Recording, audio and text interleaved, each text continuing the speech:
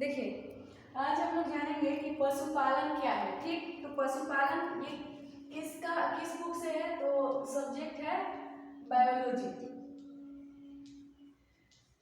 से है। ठीक, तो देखिए हम जानेंगे कि पशुपालन किसे कहते हैं। देखिए, एनिमल हस्बेंड्री किसे कहते हैं। देखिए, पशुपालन जीव विज्ञान की वह शाखा है जिसमें पालतू जानवरों या पालतू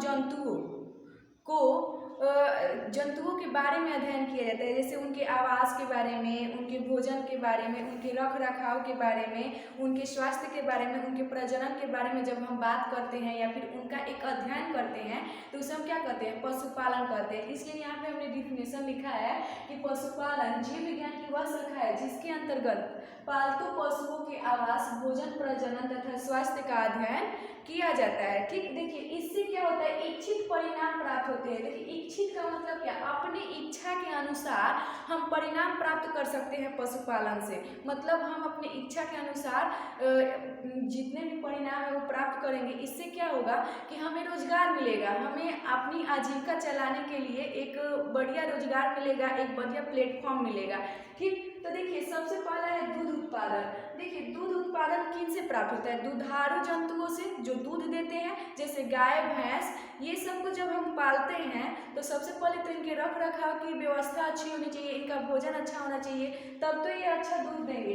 देखिए, तो दूध जो उत्पादन है वो हमारे भारत की बात की जाए तो एक गाय 200 लीटर केजी दूध ही देती है औसतन साल भर में। ठीक, लेकिन अगर यही बात की जाए नीदरलैंड और स्विट्जरलैंड की, तो यहाँ पे क्या होता है कि हम लोग की अपेक्षा 2-3 गुना ज़्यादा वहाँ की गाय दूध देती हैं। ठीक, उसके बाद में मांस का उत्पादन। देखिए, मांस का उत्पादन जो है हमारे भारत में 131 केजी ही है प्रतिवर्ष, 131 केजी, लेकिन अमेरिका में क्या है 1300 कुछ है। ठीक, उसके बाद है अंडा उत्पादन। देखिए, अंडा उत्पादन की बात किया जाए तो अंडा की बात किया जाए तो देखिए भारत के लोग वार्षिक मतलब वर्ष में 6 ही अंडे, एक आदमी की वार्षिक खपत 6 होती है अंडे की, जबकि यही अमेरिका में जाइएगा तो 265 हो जाएगी। इससे ये पता चलता है कि हमारे यहाँ कहीं ना कहीं इन सब के उत्पादन में कमी है।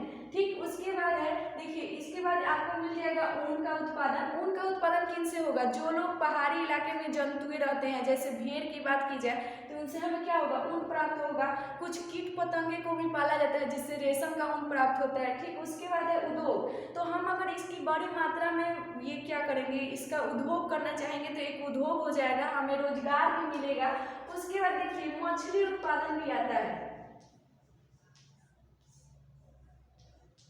मछली उत्पादन। देखिए, मछली उत्पादन की बात की जाए तो पानी में मतलब किसी जलाशय में क्या किया जाता है कि छोटे छोटे मछली को छोड़ दिया जाता है और उन्हें नियमित समय पे भोजन उनको दिया जाता है, और भोजन देने के बाद जब वो बड़े हो जाते हैं तो उन्हें निकाल कर मार्केट में बेच दिया जाता है, जिससे कुछ पैसे आते हैं और हम लोगों की आजीविका चलती है और लोगों को मछली भी खाने को मिल जाती है, भोजन भी मिल जाता है।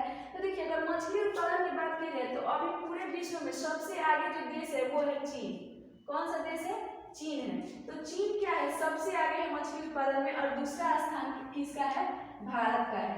अब देखिए चीन क्यों आगे है, क्योंकि वहाँ हम लोगों से ज़्यादा टेक्निकल चीज़ें वहाँ पे पाई जाती है। ठीक, तो देखिए अभी हमने जाना पशुपालन के बारे में और पशुपालन से हमें क्या क्या इच्छित परिणाम प्राप्त होते हैं। ठीक, तो नेक्स्ट वीडियो में हम जानेंगे कि आपका गाय की प्रजाति कौन कौन सी होती है, कौन सी गाय कितना ज़्यादा दूध देती है। उसके बाद हम भैंस की प्रजाति के बारे में भी जानेंगे। ठीक, बस आज के लिए इतना ही।